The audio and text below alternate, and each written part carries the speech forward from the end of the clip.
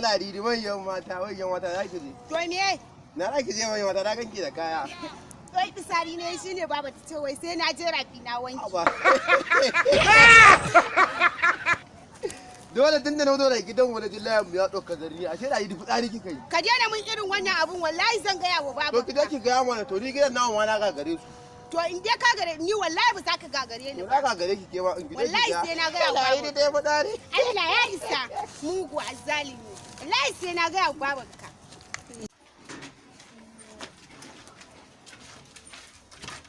Wai gida? Lahiya ana ta sallah kuma me kike yi na?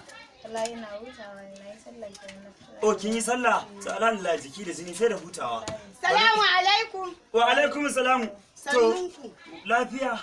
Kun san me dan lauraye mun? Me dan lauraye miki? Na je zan wanke kayan fitsari na a rafi.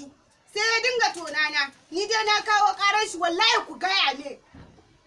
Kin gani abin da nake gaya miki ko? Yaron nan baya ji subhanallahi. Yaron nan baya ji. Ki yi hakuri zan gaya mai. Ki hakuri za a ja mishi. Alaikum. Ga yanan ma.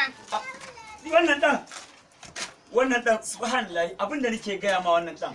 Dan lauraye me ya zaka da ladidi? Ni na ganta da je bayan coci ko na ganta wai za ta je ina ne ma na ce da su ta tashi a nan taho ta to da kaya tana da zarni kawai shine ya da nan za ta zo gidan mu ta kawo kara. To kai me ya dinka da zarin da take? Baba kawai na zo wucewa fa na ji kayan kijuwa kayan wani wari yake yi kamar su kai ba. Ke shiga da cikin mutanen da kai fitsari. Iya?